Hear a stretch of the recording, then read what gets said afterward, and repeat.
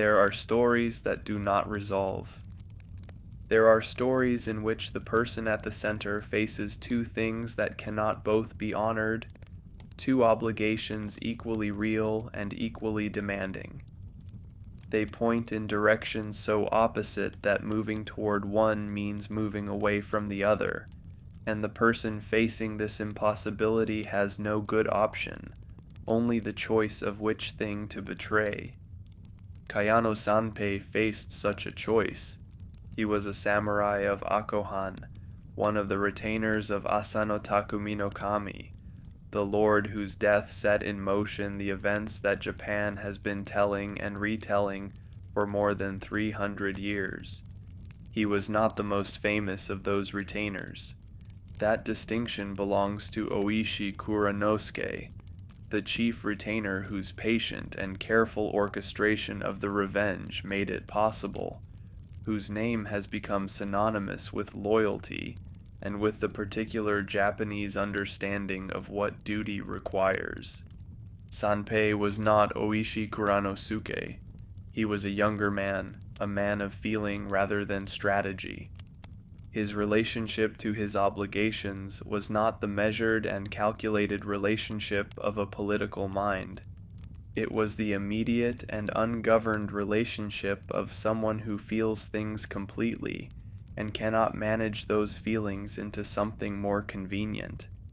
He was also a son, and a husband, and a father, and these things mattered to him in ways that the story of the revenge does not always have room to acknowledge. Akohan was a domain in the western part of Japan's main island, a place of modest prosperity and relative peace.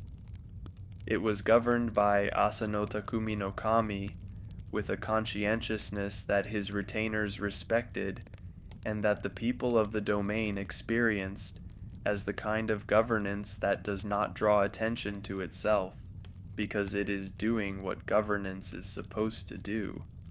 Sanpei had grown up in this world.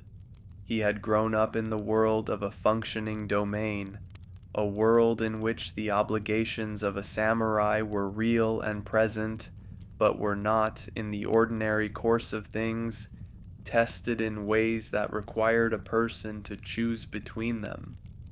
He served his lord. He maintained the relationship with his family that a man of his station was expected to maintain. He lived the life that the world he had been born into provided. He had the particular quality of someone who has not yet been required to discover what he is made of, who has the values he has been given without having had to find out what those values cost. His father was not a retainer of Akohan. His father served a different lord, lived in a different domain. He was connected to Sanpei through the bonds of blood and obligation that connected fathers and sons in that world, bonds that were real and that carried weight, that could not be simply set aside when they became inconvenient.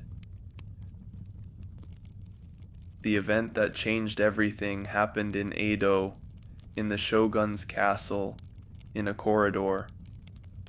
Asano Takumi no Kami drew his sword. He drew it against Kirakozu Kenosuke, the master of ceremonies whose conduct toward him during the preparation for a shogunal reception had been, in the assessment of Asano Takumi no Kami, intolerable. What Kirakozu Kenosuke had done, exactly, is something that the historical record preserves in incomplete and contested form. There are accounts that describe deliberate humiliations, insults calculated to provoke. The behavior of a man who understood his own position well enough to know that the rules of the shogun's castle protected him from the consequences of what he was doing. There are other accounts that are less certain about this, that suggest the conflict was more complicated, that Asano Takumi no Kami was a man of volatile temperament, who may have responded to things that a more controlled person would have managed differently. What is not in dispute is what happened. Asano Takumi no Kami drew his sword in the shogun's castle, which was forbidden, and wounded Kira Kozuka no Suke, and the drawing of the sword in that place was an offense for which the shogunate's response was immediate and without appeal. The news reached Aku in the way that catastrophic news travels, quickly and with the particular quality of information that has not yet been fully processed by anyone who is carrying it, that arrives as fact before it has become fully real. Asano Takumi no Kami had been ordered to die. The domain of Akko would be dissolved. The retainers of Akkohan were now, in the terminology of that world, Ronin, masterless samurai, men whose identity and whose position in the world had been organized around a lord who no longer existed. Sanpei received this news. He received it as all the retainers received it, as a blow that required a response, and that the code of the warrior class had a clear account of what that response should be. Loyalty demanded revenge. The death of a lord demanded that the men who had served him seek the death of the man responsible. This was not a suggestion. This was not one option among several. This was what the situation required, in the understanding of every man in Akkohan who had spent his life in the values of the samurai class. Sanpei understood this. He understood it completely and without reservation, and he also understood something else, something that the code did not have a simple answer for. His father was not a retainer of Akkohan. His father lived in a different domain, served a different lord, was a man of advancing age whose connection to the world of the revenge was not through any obligation to Asano Takumi no Kami, but through his son. And his father did not want Sanpei to join the revenge. This requires explanation, because the instinct of the modern reader is to ask why a father would not want his son to do the honorable thing, the thing that the values they both had been raised in clearly demanded. The answer is that the father's opposition was not opposition to honor. It was the opposition of a man who understood what the revenge meant in practical terms, which was that every man who joined it was committing to a course that ended in death. The revenge, if it succeeded, would be followed by the deaths of the men who carried it out, because the shogunate would not permit the killing of a ranking official to go unpunished regardless of the justification.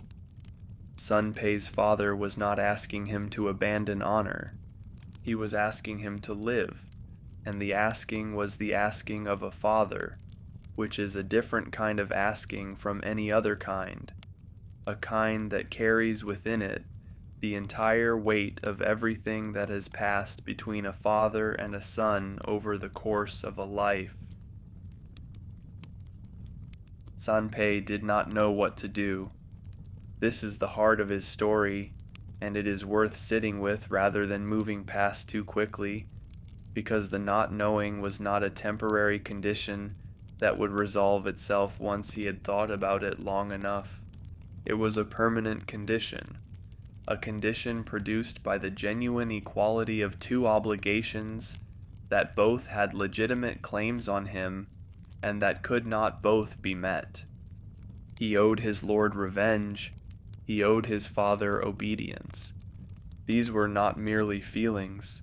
They were not merely preferences or inclinations that could be weighed against each other and the heavier one chosen.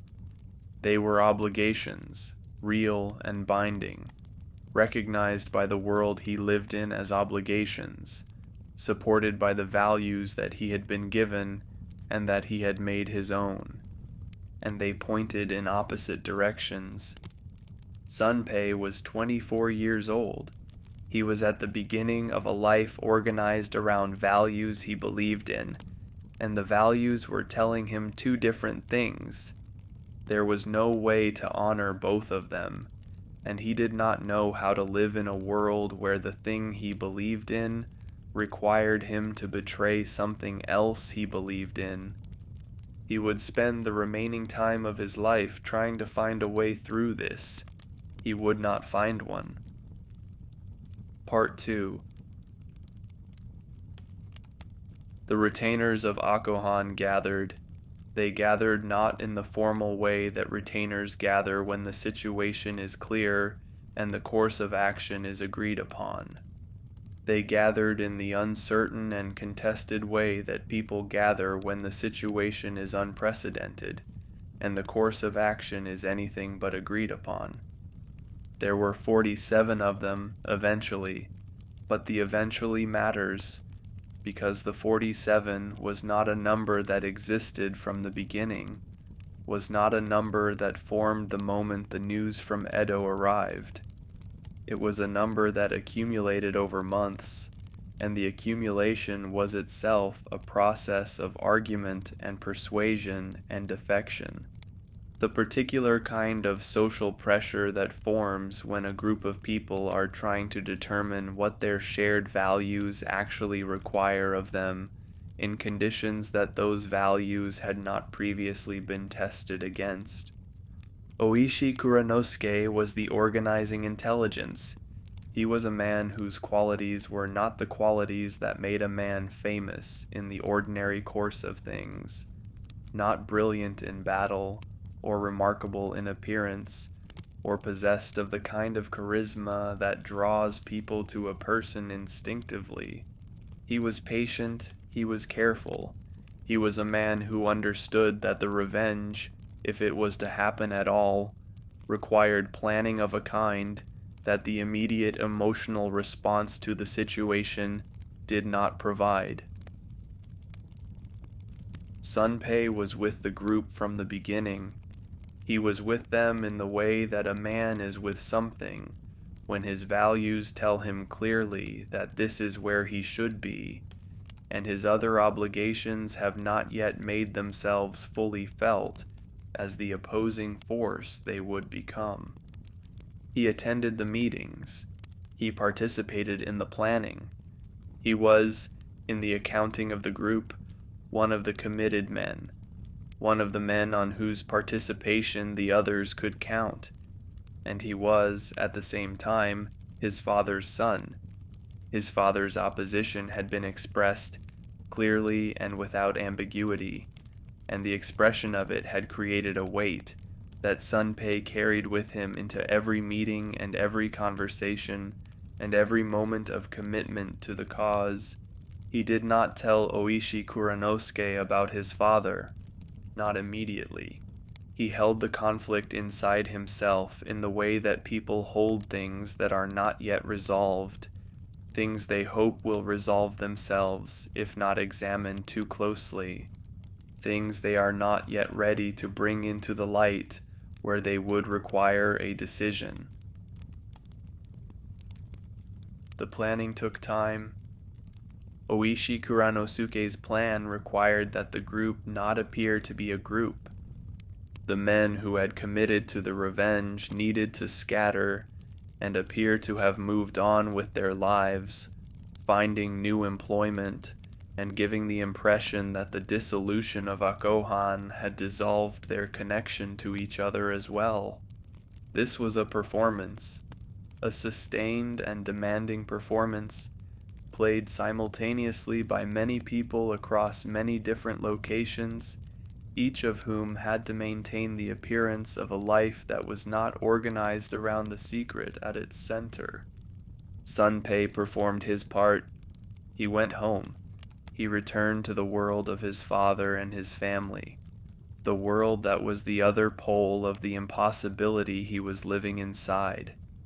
He inhabited that world with the external appearance of a man who was managing the transition from the situation he had been in to the situation he was now in. His father watched him. His father was not a man who was easily deceived, particularly not by his own son. The quality of Sanpei's performance, however creditable to his discipline, was not sufficient to prevent his father from understanding that something was being concealed. The letters began.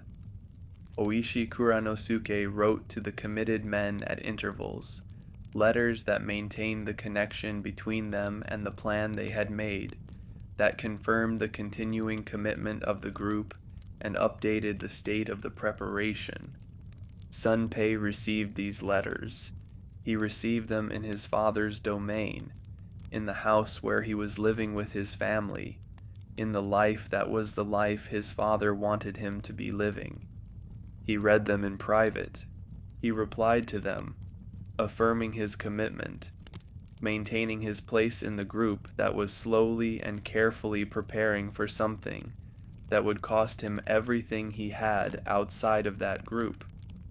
His father did not know about the letters. His father did not know the extent of Sanpei's continued involvement.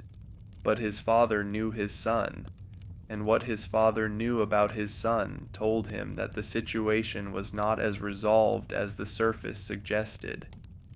The opposition continued, not loudly, not in the form of confrontation or ultimatum, because his father was not that kind of man, but steadily, in the way that a father's love expresses itself when it is afraid, in the persistent, gentle pressure of a man who wants his son to live and who believes that the course his son is on leads somewhere that a father cannot follow.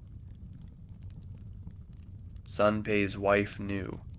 She knew in the way that wives know things, through the particular intimacy of shared life, through the quality of his silences and the way he held himself in the evenings, through all the ways that a person who is carrying something inside them cannot entirely prevent that carrying from being visible to someone who knows them well. She did not try to stop him. She did not add her voice to his father's, did not compound the pressure he was already under with the weight of her own opposition. She understood, with the understanding of a woman who had married a samurai and who knew what that meant, that the path he was on was the path his values required him to be on. But she was afraid, and the fear was not an abstract fear but a specific one, the fear of a woman who can see the end of the path her husband is walking and who knows that she cannot walk it with him, and that when it ends, she will be alone. Sanpei saw her fear. He lived with it alongside his own conflict, carried both things through the days and nights of the waiting period, the period of maintaining the performance of a normal life, while inside that life something was building toward a point that would require everything from him. The year passed. The retainers of Akohan lived their scattered and performed lives, each of them managing the particular version of the impossible situation that their individual circumstances had produced, each of them maintaining the commitment they had made, while also managing the life that the commitment was costing them. Sanpei managed his. He managed it with the discipline that his training had given him, and with the love for his lord that was as real as his love for his father and his wife. The management was the management of someone who has not yet reached the breaking point, but who can see it from where he is standing. It was not a comfortable place to stand. It was not a place that anyone who had not stood there could fully understand.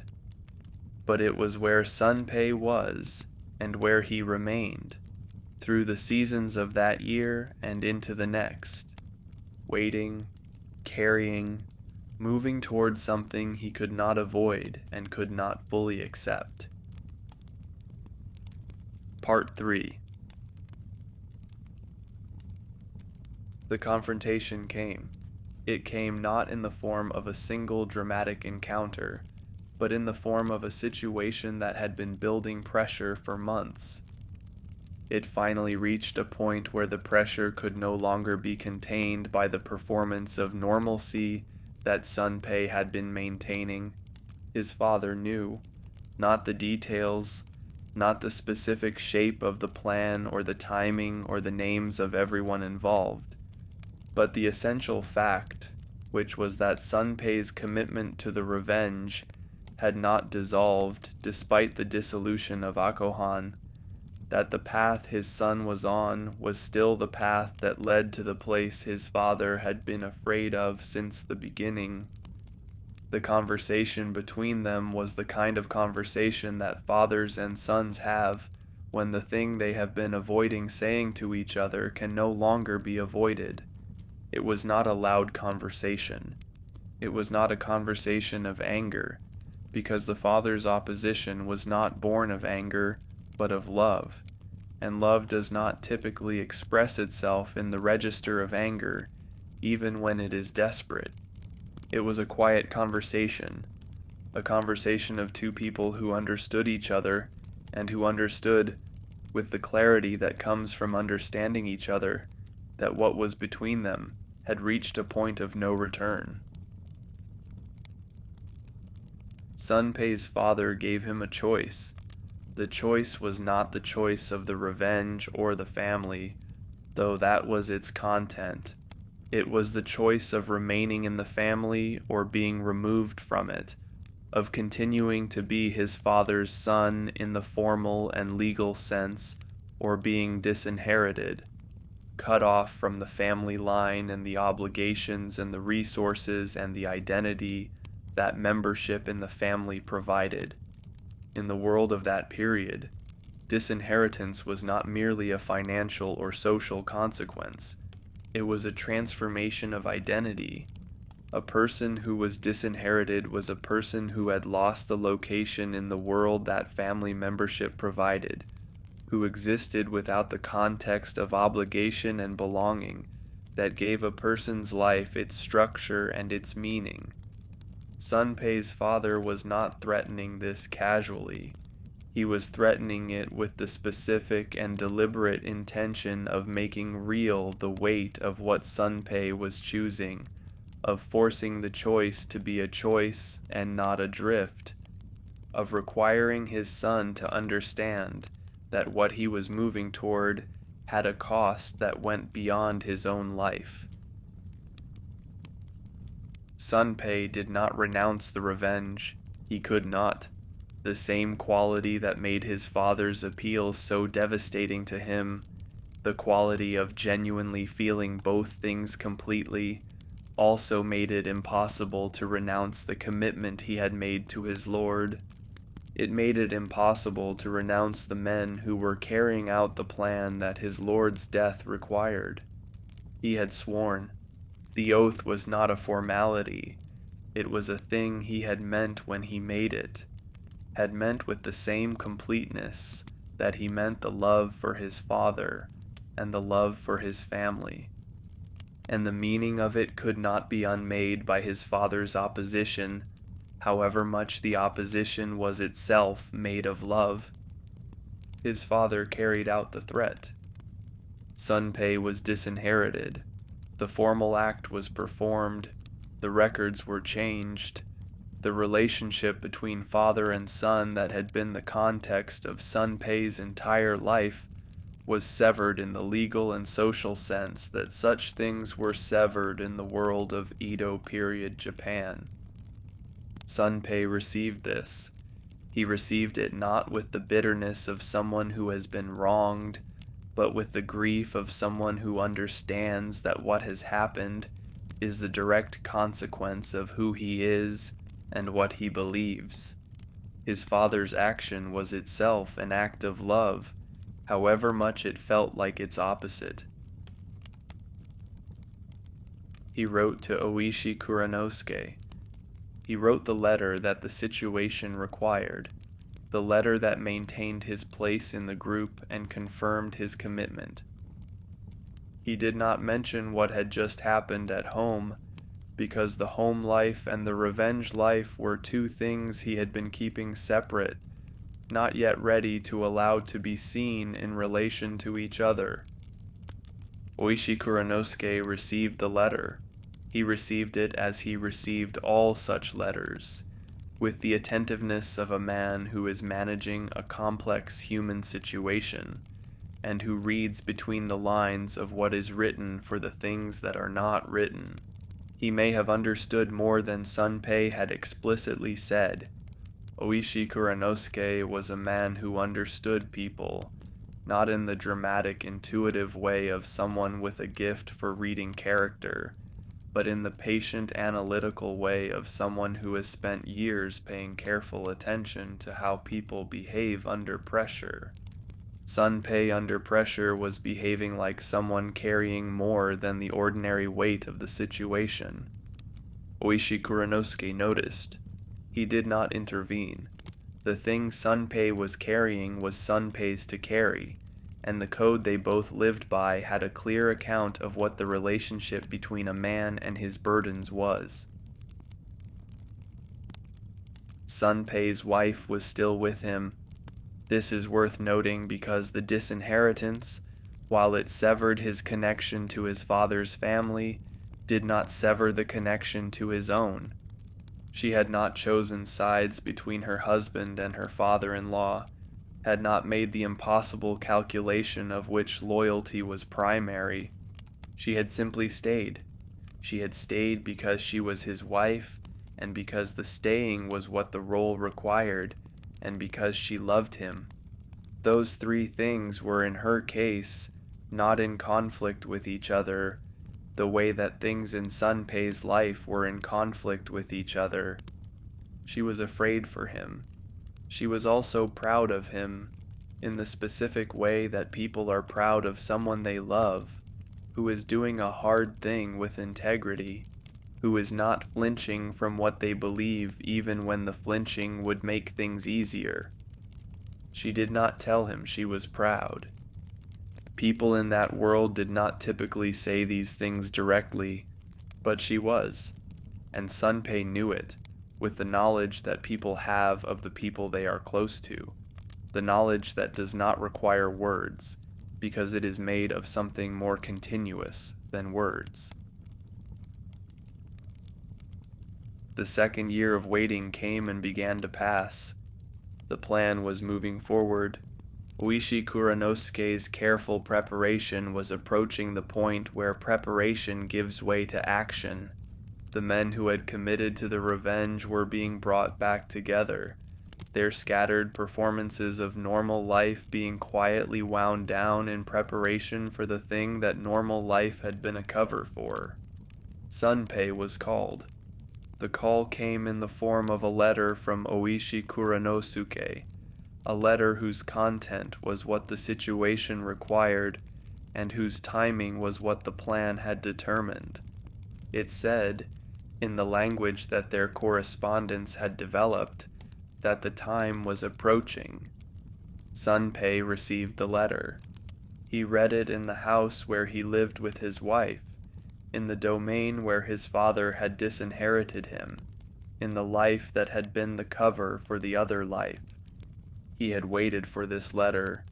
He had committed to responding to it in a particular way, and now that it had arrived, he understood, with the particular clarity of a man who has been living in an impossible situation, long enough to know exactly what his impossible situation is. Responding to it in the way he had committed to would require something from him that he was not certain he had.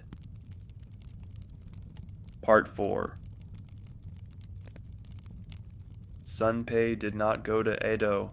This is the fact that everything else in his story leads toward, the fact that the 2 years of carrying the impossible situation had been building toward, the fact that defines him in the accounting that history has made of the men of Akohan.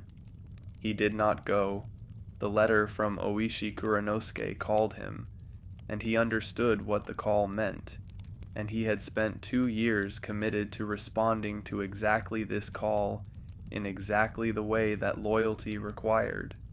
And he did not go, not because he had changed his mind about his lord, not because the love for Asanota Kumi no Kami had faded, or the sense of obligation to honor his death had weakened.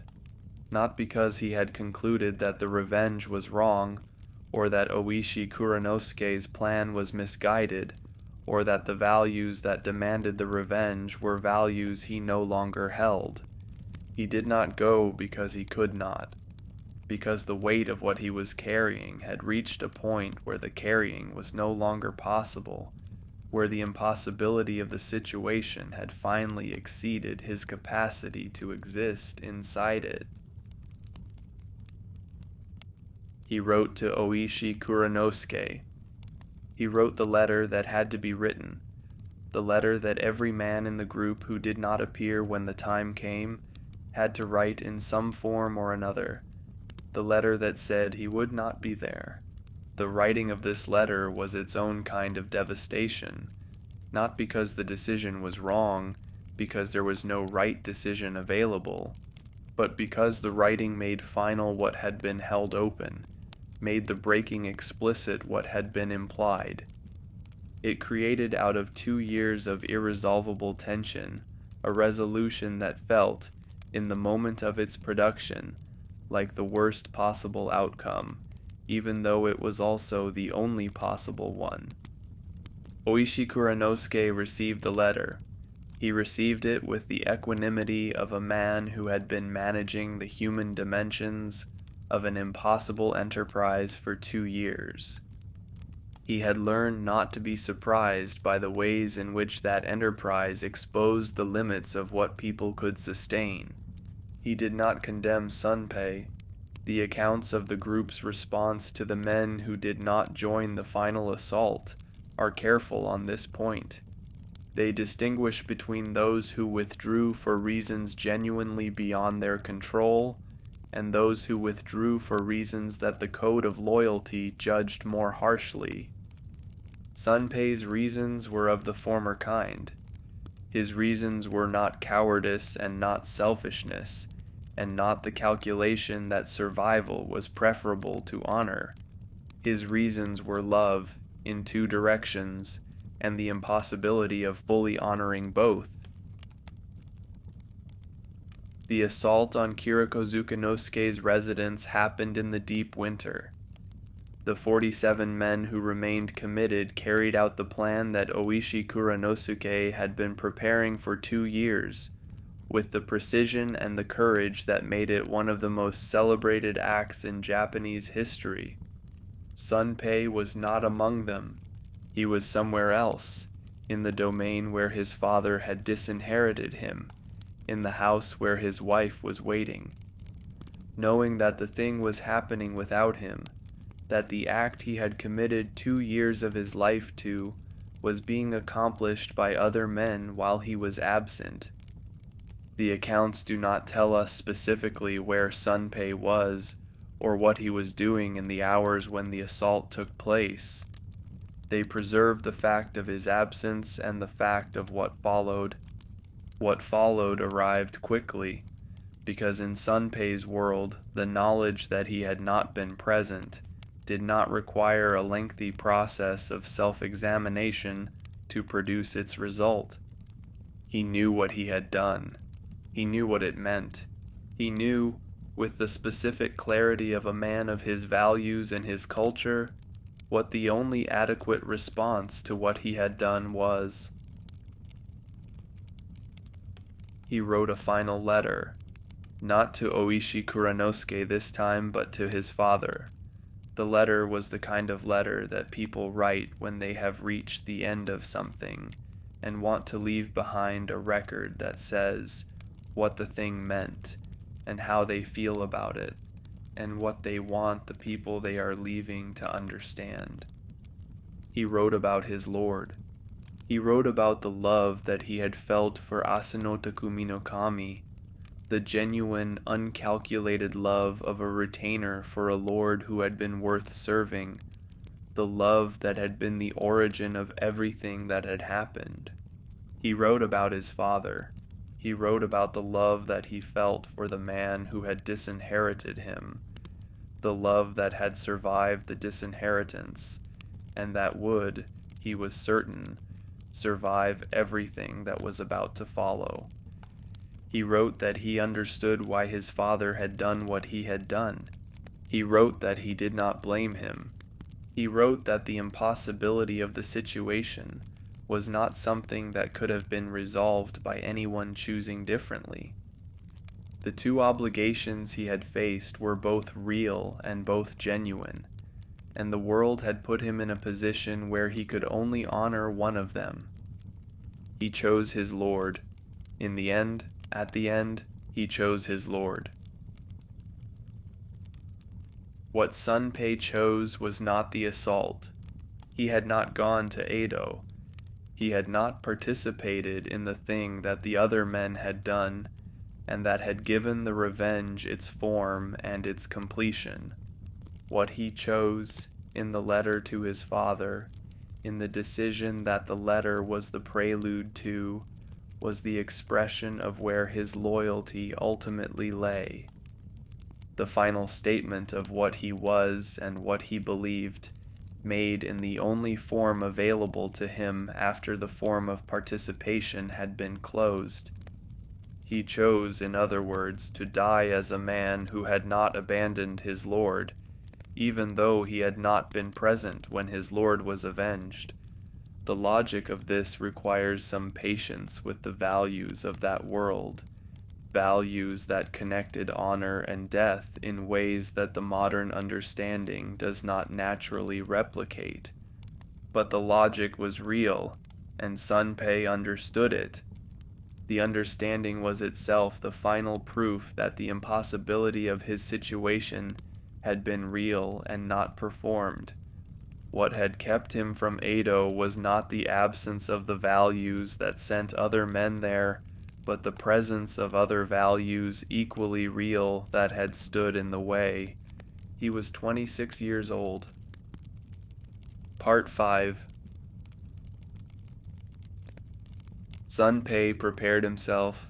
The preparation was the preparation of a samurai facing the end that his values had led him to. It was conducted with the particular care and attention to form that the tradition required, the care and attention that were themselves a form of respect for the thing that was ending. He put his affairs in order. This meant different things in different circumstances, but in Sanpei's case it meant the letter to his father, which he had already written. It meant the arrangements that a man with a wife and the possibility of children needed to make when he was removing himself from the world. His wife was there. The accounts of Sanpei's death do not describe in detail the hours before it, do not preserve the specific things that were said between them, or the specific quality of what passed between two people who understood what was coming. But she was there. She had been there through the 2 years of the impossible situation, had been the constant in a life organized around the impossibility of choosing between constants. She was there at the end, present with the full presence of someone who has decided not to look away from what is happening. He died on the 14th day of the 2nd month of Yuan Lu Shi Wu Nian. The date matters because it is the date before the assault on Kirakozu Konosuke's residence. Sanpei died before the revenge happened. He did not die knowing that the 47 men had succeeded, did not die knowing that the plan had been completed, did not die with the information that might have given his death a different quality.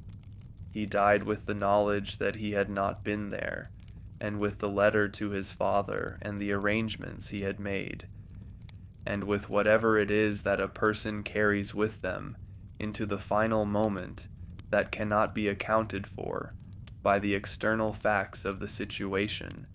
He died facing toward his Lord. This is what the accounts say, that his body was oriented in the direction of where Asanota Kumi no Kami had died. Whether this was a specific decision made in the final arrangement, or a detail added afterward by people who understood what it should mean, the detail is preserved. The meaning it carries is the meaning of someone who had never stopped being a retainer of Akohan, even when the domain was gone, and the lord was dead, and the disinheritance had severed him from the family. His father received the letter. The letter arrived after Sanpei was gone, in the way that final letters arrive, too late to change anything, and therefore available to be received for what it actually was, rather than for what it might have been used to try to accomplish. His father read it. What his father felt is not something the accounts record directly. The accounts record the fact of the letter and the fact of what Sanpei had done, and the fact of the father's survival into the aftermath of his son's death. A father who has disinherited his son and then received the letter that his son wrote before dying faces a particular version of grief, a grief entangled with the question of whether his choice contributed to the outcome, whether the disinheritance added to what Sanpei was carrying in a way that accelerated the end. The accounts do not give the father a verdict on this question. The accounts do not give anyone a verdict on this question. It is one of the unresolvable things in a story full of unresolvable things. The 47 men carried out the assault 2 weeks later. They succeeded. Kiriko Zukunosuke was found, and the revenge was completed, and the men who had carried it out surrendered themselves to the shogunate, and waited for the judgment that everyone expected, and that eventually came. They died. They died in the manner of warriors, with the dignity that their code required, and that the accounts preserve with the care that significant deaths receive. Sanpei was not among them. He was not among the 47 who entered history as the most celebrated group of loyal retainers in the Japanese tradition. He was a 48th, or a 0, depending on how one counts. He was the man who had committed and not gone, who had loved and not been there, who had died as a retainer of Akohan without participating in the thing that being a retainer of Akohan in that moment required. And in the gap between what he committed to and what he did, his story lives. A story that does not fit neatly into the categories that the official account of the 47 provides. A story that asks questions the official account does not ask. What does it mean to be loyal when loyalty cannot be completed? What does it mean to love two things with equal genuineness when loving both is impossible?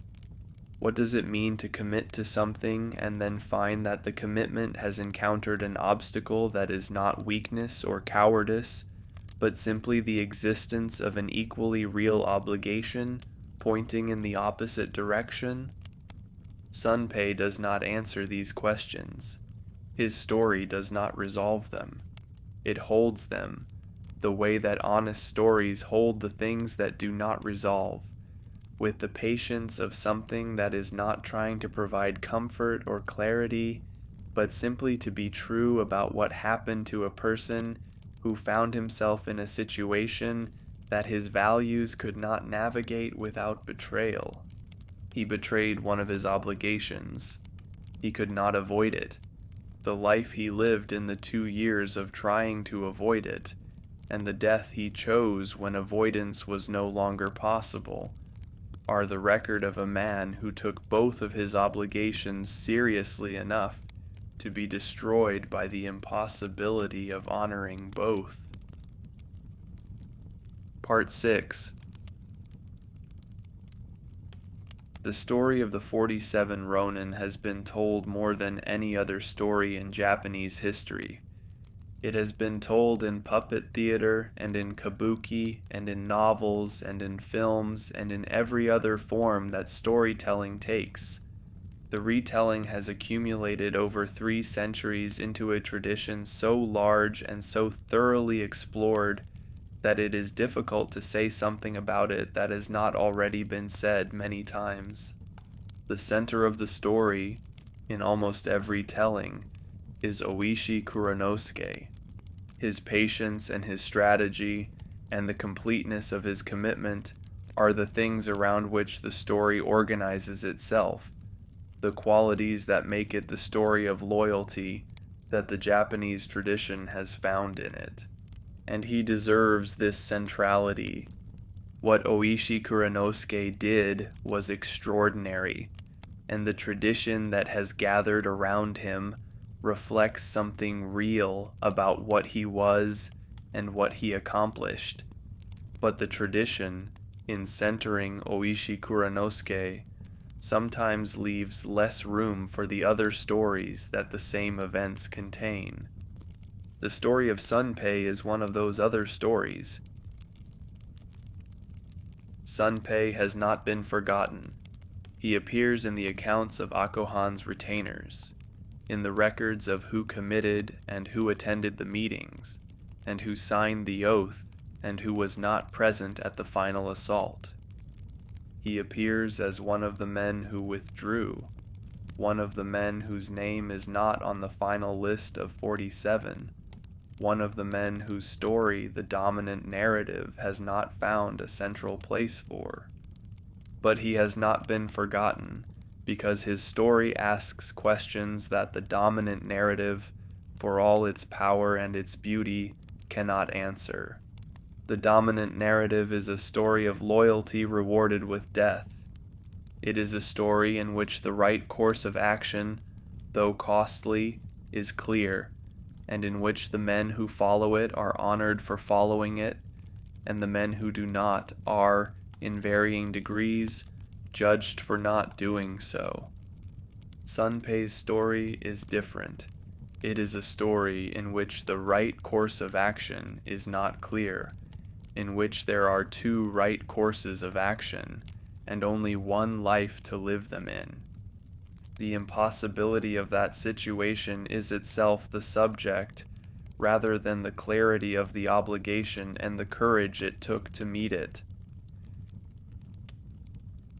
There is a particular kind of story that Japanese culture has always been drawn to, not the story of triumph, though Japanese culture has those stories, not the story of unambiguous heroism, though it has those too, but the story of mono no aware, the pathos of things, the beauty and the sadness of things that cannot last and cannot be held, the particular quality of feeling that attaches to the experience of something genuine being lost. Sanpei's story is this kind of story. The genuineness of his love for his lord was real.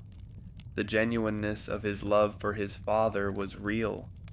Neither of them was performed or calculated or subject to revision in the light of what was convenient. Both of them were real, simultaneously, in the same person, and the world had put them in a configuration that required one of them to be broken.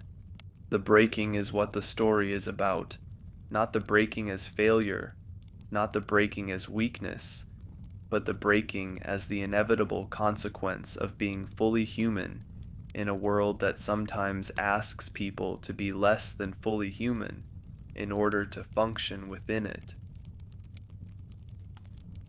His father mourned him.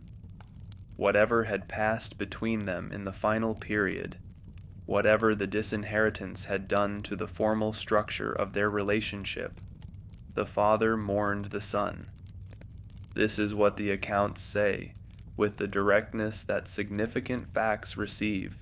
He mourned him, and he kept the letter, and he lived on into the years after the revenge and the deaths of the 47, into the changed world that their deaths had produced.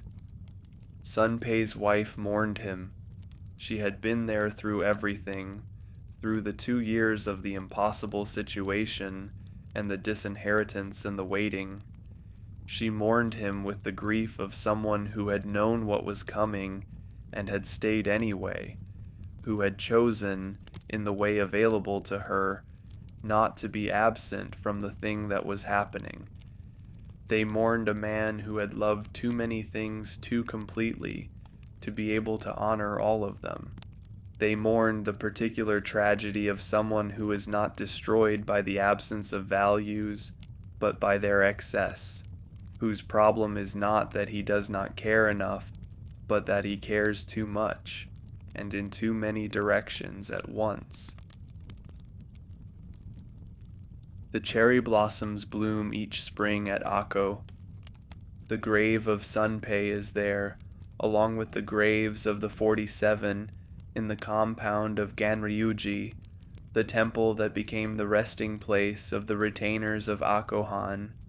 He is among them, not among them in life, not among them in the assault, not among them in the death that followed the assault, but among them in memory, in the place where they are remembered together, in the tradition that has kept their names.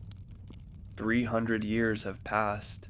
The story is still being told, not because it provides an answer to the questions it raises, but because the questions it raises are questions that do not age, questions about what loyalty means, and what it costs, and what happens when it points in two directions at once.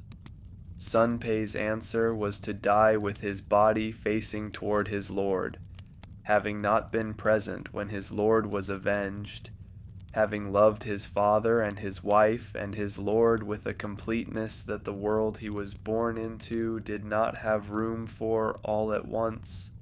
It was not a triumphant answer. It was not a comfortable answer, but it was an honest one.